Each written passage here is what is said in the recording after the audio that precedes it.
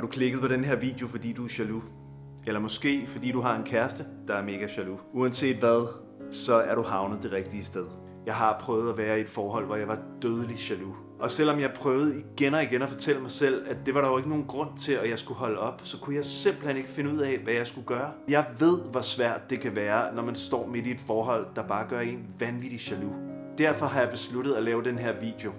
Og faktisk er det bare den første i en serie af 4 videoer, der alle sammen handler om jalousi. Fordi jeg ved, hvor mange af jer, der mangler viden om, hvad jalousi er, og hvordan vi kan takle jalousi.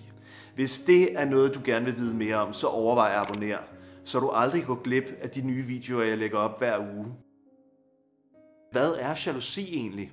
Jalousi kan opstå i alle forhold, hvor ens selvfølelse er afhængig af at være den foretrukne eller den særlige. Det kan være den foretrukne i et kærlighedsforhold, men det kan også være den flotteste i klassen, eller den sjoveste blandt vennerne, eller andet, hvor man har status af at være foretrukken eller særlig. Og jalousi opstår, når personen opfatter eller forestiller sig, at der kommer en anden person, som truer positionen. Når vi bliver jaloux i et parforhold, så er det fordi, vi frygter, at vores kæreste mister interessen for os og går ud og gør en anden til sin foretrukne. Vi føler os med andre ord truet af den opmærksomhed, som den tredje person får. Jalousi involverer altså altid 3 personer, og det er den tredje person, der truer vores særlige forhold. Men jalousi er ikke bare én simpel følelse. Det er en blanding af mange stærke følelser som vrede, angst, frygt, forvirring, afmagt, håbløshed og tristhed. Vi bliver ofte forvirrede, når vi oplever jalousi, fordi vi instinktivt fornemmer, at vi burde kun have én følelse ad gangen. Og derudover så er der jo også følelsen af kærlighed. Så de stærke, smertefulde følelser blander sig med den positive følelse af kærlighed, hvilket meget tit resulterer i, at vi bliver totalt overmandet og overvældet af komplicerede følelser. Jalousi får os til at søge bekræftelse og stille skarpe spørgsmål til vores kærester, og mange begynder endda at udspionere vores kærester ved at læse deres mails eller deres sms'er, eller måske gå ud og kigge på GPS'en i bilen, hvor de har været sidst, eller prøve at se, om de kan lugte en andens parfume. Og det er endda helt uden at vide, om vores jalousi overhovedet er begrundet. Da jeg var i det forhold, hvor jeg virkelig var jaloux, der havde jeg hele tiden lyst til at spionere min kæreste og prøve at finde ud af, hvad hun egentlig havde gang i. Kender du den følelse? Hvis du gør, så skriv lige et kender det nede i kommentarerne.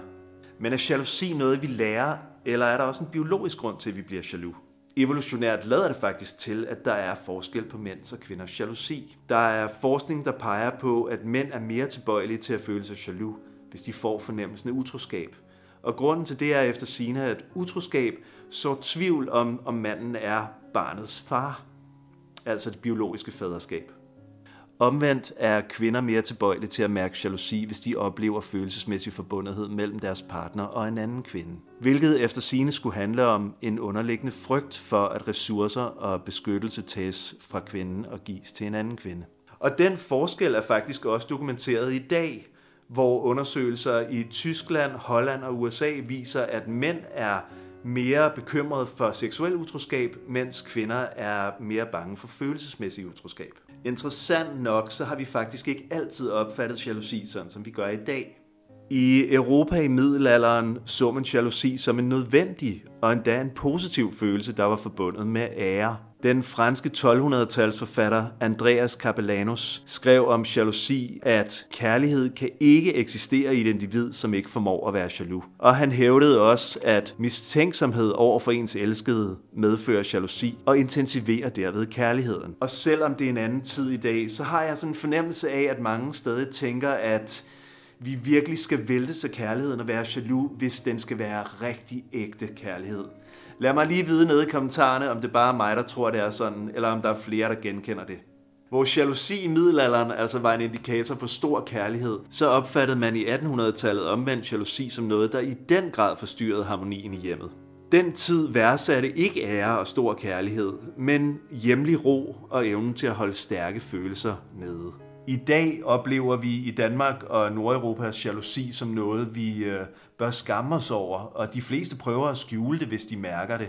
Mange af os føler endda, at der er noget galt med os, hvis vi er jaloux.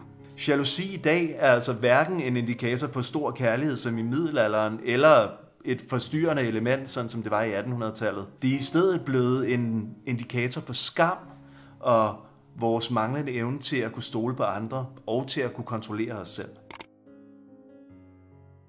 Ved at indse, at jalousi er biologisk og knytter sig til os som art, så kan vi se, hvorfor jalousi faktisk sætter så stærke følelser i gang. Og vi kan også bedre se, at det ikke er os, der er noget galt med, men at jalousi er helt naturligt. Og at blive klar over, at jalousi er blevet opfattet helt forskelligt i forskellige tidsaldre, det hjælper os til at se, at jalousi ikke bare er noget dårligt, men at det kan være noget positivt, og det kan være noget negativt, alt efter tidens værdier. Og det kan både fjerne noget af vores skam og gøre, at vi faktisk også kan få blik for, at jalousi også er et udtryk for stor kærlighed.